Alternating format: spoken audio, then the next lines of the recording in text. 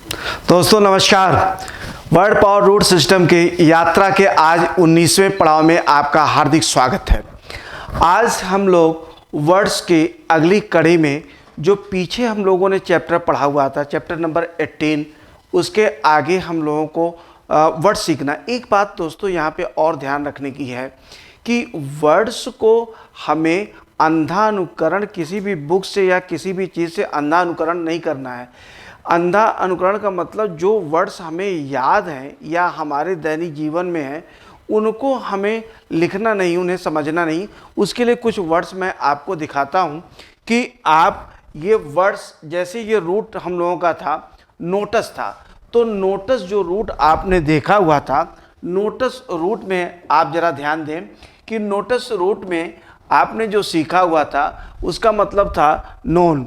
तो नोटिस का मतलब वो चीज़ ऐसी होती है जो हमारी जानकारी के लिए हम देते हैं, किसी की जानकारी के लिए नोटिस कहलाती है।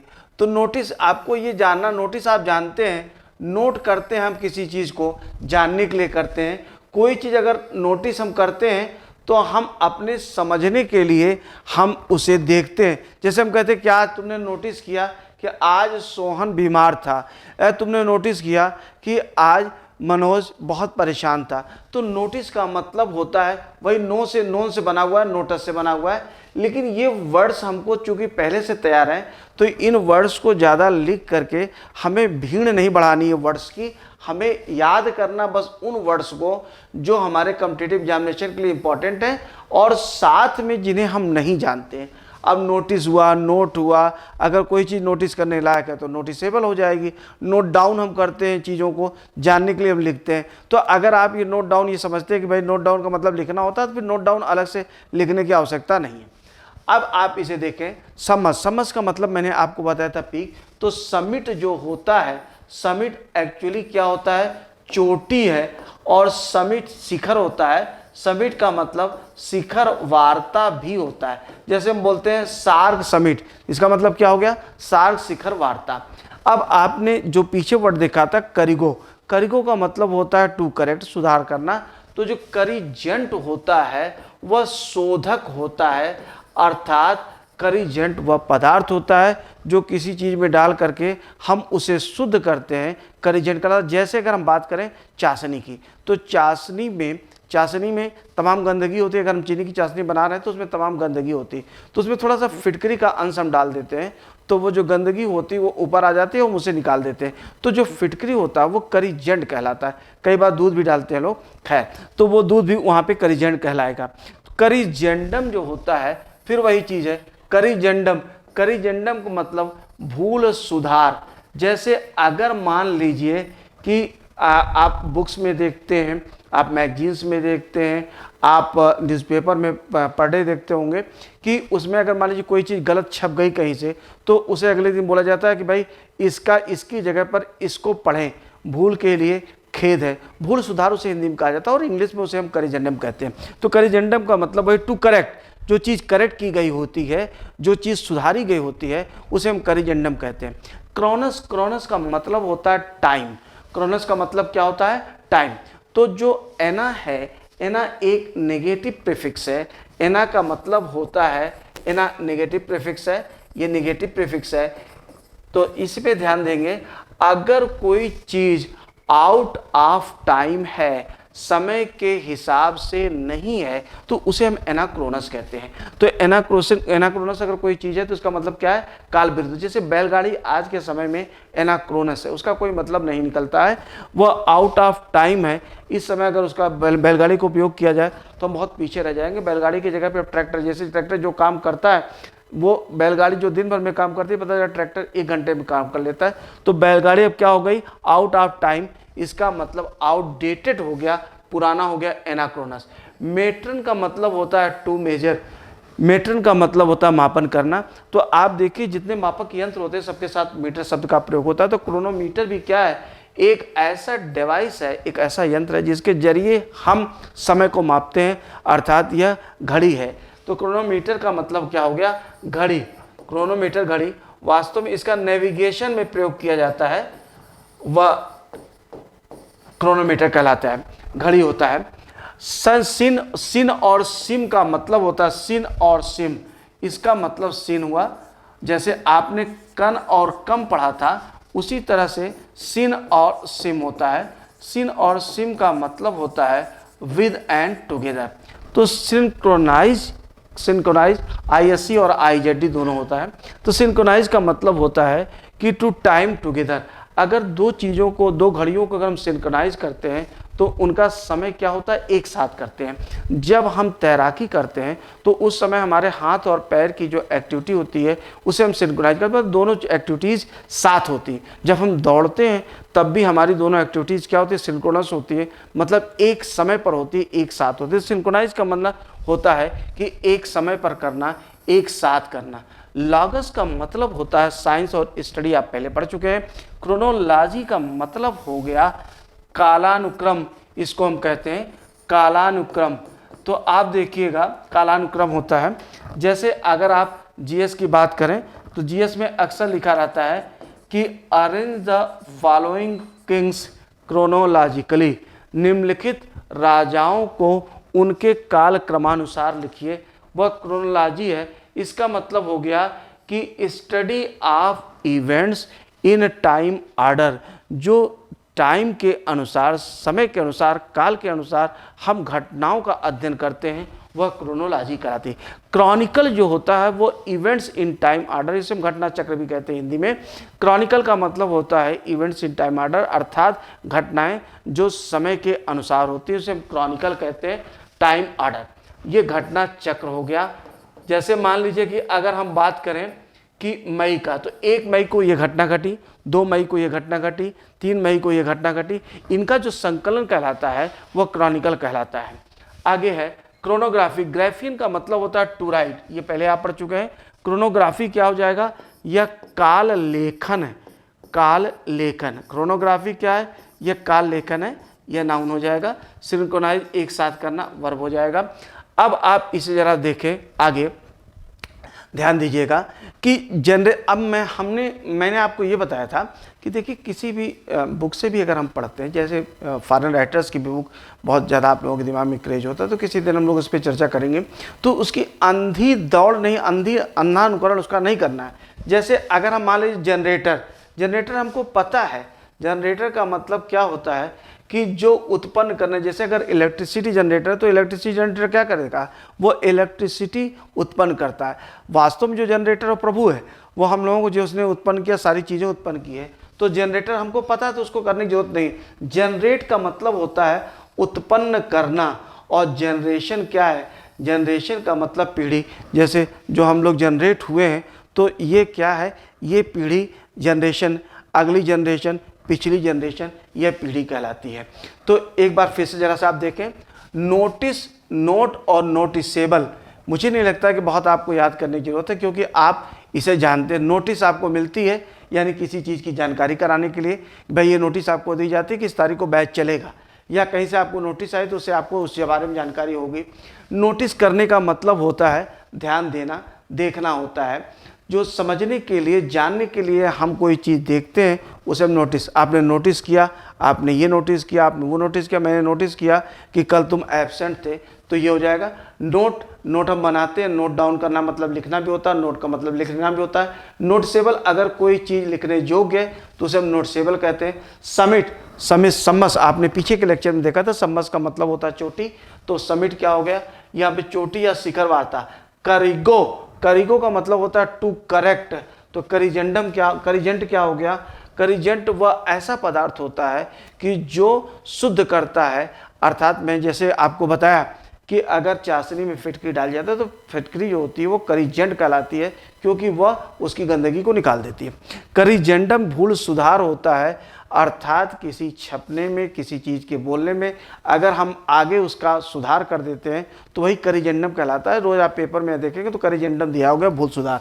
आगे एना, एना का मतलब नेगेटिव प्रीफिक्स है, ये मैंने आपको बताया। तो अगर कोई चीज़ एनाक्रोनस है तो इसका मतलब क्या है, वो आउटडेटेड है, अर्थात वह आउट ऑफ डेट, अर्थात वह पुरानी हो चुकी है, यह एडजेक्टिव है एनाक्रोनस। इसके बाद है क्रोनोमीटर। क्रोनोमीटर का मतलब होता है घड़ी। जैसे कोई मेट्रन जो होता है, मेट्रन का मतलब टू मेजर होता है। तो जैसे हम बैरोमीटर बोलते हैं, वाहिद आप मापी, उसी तरह से क्रोनोमीटर हमने बोला, इसका तमाम है, थर्मोमीटर है, बैरोमीटर है। उसी तरह से क्रोनोमीटर क्या है, यह घड़ी है, टाइम पीस है। इसका स्पेशली नेविगेशन के लिए जिस घड़ी का प्रयोग किया जाता है उसे क्रोनोमीटर कहते हैं। सिन का और सिम का मतलब होता है विद टुगेदर सिंक्रोनाइज। अगर हम दो चीज़ों को करते हैं तो उन्हें एक समय पर कर देते हैं। क्रोनोलॉजी, क्रोनोलॉजी का मतलब कालानुक्रम, study of events in time order. जब इस घटनाओं को हम समय के अनुसार अध्ययन करते हैं तो उन्हें हम क्रोनोलॉजी कहते हैं। उसे उस चीज़ को, जैसे हम कहते हैं कालानुक्रम, उसकी हिंदी होती है कालानुक्रम। अगर हम बोलते हैं क्रोनोलॉजिकली, आप इन राजाओं को क्रोनोलॉजिकली आप बैठाएं, तो जैसे क्रोनोलॉजिकल मतलब पहले कौन आया, उसके बाद कौन आया, उसके बाद कौन आया। जैसे हम बोलते हैं कि अगर मान लीजिए बोला जाए कि बाबर है, औरंगजेब है, हुमायूं है, अकबर है, तो पहले कौन आया, बाबर आया, उसके बाद फिर कौन आया, हुमायूं। जैसे इसमें दिया गया उसको क्रोनोलॉजिकली हम उसे अरेंज करते हैं। क्रॉनिकल जो होता है इवेंट्स इन टाइम ऑर्डर, ये घटनाएं जो समय के अनुसार होती हैं, इसे हम घटना चक्र कहते हैं। क्रोनोग्राफी राइटिंग अबाउट टाइम, काल लेखन मैंने लिख दिया, यह नाउन हो जाएगा। और सिंक्रोनाइज का मतलब होता है एक साथ, ये तो आपने पहले कर लिया, ये वर्ब होता है एक समय पर करना, एक समय पर करना, अर्थात साथ साथ करना, साथ साथ करना। आगे आप देखेंगे, आगे दिया गया है कि पैथोस, पैथोस का मतलब दो होता है, मैंने आपको बताया था, एक होता है डिजीज और एक होता है फीलिंग। डिजीज और फीलिंग। सिम और सिन का मतलब होता है विद एंड टुगेदर। हिंदी देखिए कितनी अच्छी निकलेगी, सिम सिन, इसका मतलब विद टुगेदर, विद का मतलब स होता है हिंदी में, तो स, और पैथोस का मतलब फीलिंग, फीलिंग का मतलब अनुभूत होता है। तो आप इसे जरा सा देखें कि सिंपैथी क्या, सह प्लस अनुभूत अर्थात सहानुभूति। इम्पैथी, इम का मतलब होता है अंदर, इन होता है, और पैथोस का मतलब होता है फीलिंग। जरा सा ध्यान दीजिएगा दोस्तों, सिंपैथी इम्पैथी ये भावना से संबंधित, फीलिंग से संबंधित वर्ड्स हैं, तो इन्हें आप फीलिंग के साथ समझिएगा। सिंपैथी अगर होती है तो इसका मतलब सहानुभूत होती है, अर्थात किसी के प्रति हम अच्छी भावना रखते हैं, किसी के दुख में हम काम आते हैं, उसके लिए हमारे मन में अच्छी भावना होती है, वो सहानुभूत। इम्पैथी जो होती है, इम्पैथी अंतः अनुभूत होती है, अर्थात हम किसी के दुख में या किसी के साथ बहुत गहराई से उसके अंदर महसूस करते हैं। इम्पैथी यह माताओं को, अक्सर माताओं को ही प्रकृति ने दिया हुआ है। और इम्पैथी में मुझे एक लाइन याद आती है कि चोट तुझे लगती है तो दर्द मुझे होता है, दैट इज़ कॉल्ड इम्पैथी। और एंटी का मतलब होता है, एंटी का मतलब अगेंस्ट होता है, तो जो एंटीपैथी होती है वो अगेंस्ट फीलिंग है, अर्थात ऐसी फीलिंग है जो विपरीत फीलिंग है, अर्थात यह क्या है, दुश्मनी, वैमनस्य, यह भाव जो होता है वह एंटीपैथी कहलाता है। ए का मतलब नाट होता है, और ए पैथी जो होता है उसमें नो फीलिंग है, अर्थात उदासीनता का भाव है, लैक ऑफ फीलिंग। मैं थोड़ा सा इसे आपको डिस्क्राइब करता हूँ और भावना के साथ कहता हूँ। जैसे मान लीजिए कि कोई व्यक्ति है, रमेश है, वो उसका एक्सीडेंट हो गया और किसी ने आपको बताया कि भाई अरे रमेश का एक्सीडेंट हो गया यार, सुना है कि नहीं, तो आप परेशान हो जाते हैं, जल्दी जल्दी से कुछ पैसा वैसा लेते हैं और भाग करके हॉस्पिटल जाते हैं, देखते हैं उसके साथ आप सहानुभूति रखते हैं। सिंपैथी, इम्पैथी होती है। इम्पैथी का मतलब क्या है कि इम्पैथी मतलब आप खुद उस चीज़ को महसूस कर रहे हैं कि चोट लगी है। ये माताओं को मैंने इसलिए कहा क्योंकि माताएं, एक भगवान ने ऐसा संरचना की है, ऐसा क्रिएशन किया है जिन्हें अपने संतान के प्रति वो भावना होती ही है। बच्चे को जरा चोट लगती है, पता चला माता ही रोने लगती है, वो इम्पैथी है। और अगर इम्पैथी हो गई, आपको इम्पैथी तो पता चला कि आप रोना शुरू कर देते हैं या आप बहुत ज़्यादा परेशान होते हैं, आपको लगता है कि इस तरह से लगता है कि मालूम आप ही का एक्सीडेंट हुआ, उसे हम इम्पैथी कहते हैं। और एंटीपैथी, अरे यार उसका एक्सीडेंट हो गया, एक्सीडेंट हो गया, तो आपको ये लगता है, अगर आपको एंटीपैथी है तो इसका मतलब क्या है कि एक्सीडेंट हुआ, वो बच कैसे गया, उसको तो और नुकसान होना चाहिए था या उसे एक्सपायर कर, दैट इज एंटीपैथी। अरे यार उसका सोहन का एक्सीडेंट हो गया, कोई फीलिंग है ही नहीं, अच्छा ठीक है कोई बात नहीं, उसे हम एपैथी कहते हैं। न उसमें कोई भावना है, अच्छाई की भावना न बुराई की भावना, उसे हम उदासीनता कहते हैं या एपैथी। इसमें एक सिंपैथी पे हम लोग पूरा देख लेते हैं और एक ही तर्ज पर चूंकि चलता है इसलिए आपको बहुत आसानी होगी सारे वर्ड्स को सीखने में, सारे वर्ड्स को तैयार करने में। ये मेरे ख्याल से 20, 25, 30 सब तक जाएंगे। सिंपैथेटिक चारों का सबके सारे में आप बनाते जाएंगे। तो जैसे सिंपैथेटिक हो गया, इम्पैथेटिक हो गया, इसी प्रकार से एंटीपैथेटिक, ऐसे होता चला जाएगा। तो आप देखिए सिंपैथेटिक क्या है, यह एडजेक्टिव है, सहानुभूतिपूर्ण। सिंपैथेटिकली इसका मतलब सहानुभूतिपूर्वक। सिंपथाइज, सिंपथाइज, यह ISE और IZE ये दोनों है सहानुभूति प्रकट करना। In the same way you can say empathise, empathise का मतलब होता है अंत अनुभूति प्रकट करना। Sympathiser, sympathiser is the person, A sympathiser is the person who expresses sympathy, जो सिंपथी को एक्सप्रेस करता है अर्थात सहानुभूति प्रकट करने वाला। पथेटिक अगर कोई चीज़ है तो इसका मतलब है वह आपकी फीलिंग को एराउज कर रही है। जैसे दोस्तों इस समय कोरोना चल रहा है, कोरोना में जो लोग परेशान हो रहे हैं, जिनकी मृत्यु हो रही है, इस तरह से ये क्या है, यह एक पथेटिक इंस्टांस है, ये पैथेटिक स्थिति, पैथेटिक सिचुएशन है जो हमारी फीलिंग को अराउज, अरे बेचारा पैथेटिक, ये पैथेटिक कहलाता है। इसका मतलब द्रवित करने वाला, फीलिंग को एराउज करने वाला। और टेलीपैथी, टेली का मतलब होता है डिस्टेंस, टेली से तमाम शब्द बने हुए हैं, टेलीफोन बना हुआ है, टेली प्रिंटर बना, तमाम दुनिया भर की चीज़ें बनी हुई है, टेलीग्राम बना हुआ है। तो टेलीपैथी एक ऐसी पैथी, एक ऐसा एहसास होता है कि बहुत दूर से हम महसूस करते हैं। पुनः मैं कहता हूँ कि माताओं को होता है, पता चला कि संतान बहुत दूर है, लेकिन अगर बुखार हो जाए, कोई तबीयत खराब हो जाती है तो उसे लगता है कि भाई पता नहीं कैसे उनको पता चल जाता है। दैट इज़ टेलीपैथी, उसे हम टेलीपैथी कहते हैं। आप अपने दोस्त से मिलने के लिए निकले और पता चला वो भी निकल आया, रास्ते में मिल गए, कहाँ जा रहे हो, तुम्हारे यहाँ जा रहा हूँ, तो वो एक टेलीपैथी हो गई, नहीं मैं तो तुम्हारे यहाँ जा रहा हूँ। तो टेलीपैथी का मतलब होता है कि a feeling from distance, distance से जो फीलिंग महसूस हो उसे हम टेलीपैथी, इसे हम ESP भी कहते हैं। ESP का मतलब एक्स्ट्रा सेंसरी परसेप्शन, ऐसी अनुभूति जो इंद्रियों से ना हो बल्कि इंद्रियों से परे होती है, उसे हम टेलीपैथी कहते हैं। तो दोस्तों ये वर्ड्स आपको समझ में आ गए होंगे। थोड़ा हम धीमे धीमे अपनी यात्रा के कठिन पड़ाव पर चल रहे हैं, लेकिन उम्मीद है कि अगर आप लेक्चर नंबर 1 से देख रहे होंगे तो आपको इतने, कितना समय लगता है, 10 से 15 मिनट, 20 मिनट, इतने समय में हम इतने वर्ड्स को तैयार करते हैं।